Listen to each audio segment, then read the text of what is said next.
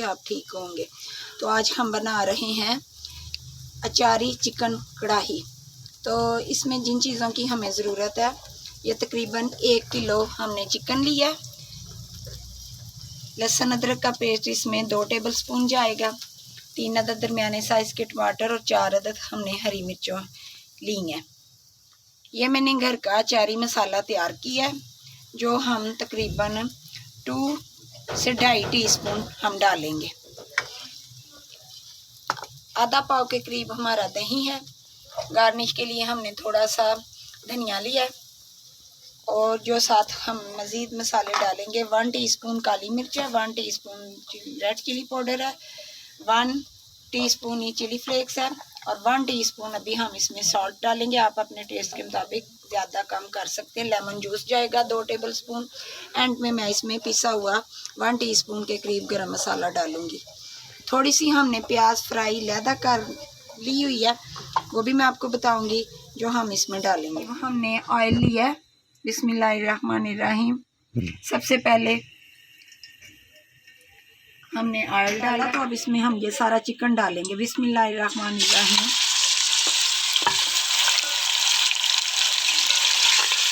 डाल दिया और इसका कलर चेंज हो जाएगा। 2 से 3 मिनट हमने इसको फ्राई करना है। हमने 2 से 3 मिनट अच्छी तरह बुनाई करनी है।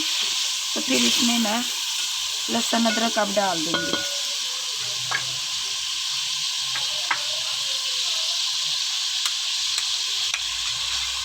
ये तकरीबन 2 टेबलस्पून के करीब हमारा लहसुन अदरक है।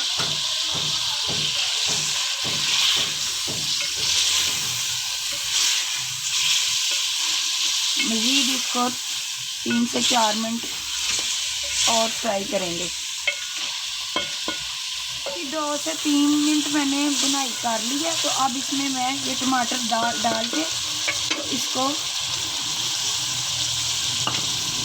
टमाटर हमने डाल दिए। अब इसको थोड़ी देर के लिए हम कवर कर देंगे ताकि टमाटर हमारे नरम हो जाए। ये 5 मिनट हो चुके हैं, हमारे टमाटर नरम हो गए हैं। अब हम इसमें ये सारे मसाले डाल देंगे और साथ ही ये तली हुई जो प्याज मैंने आपको बताई थी वो भी हम इसमें डालेंगे।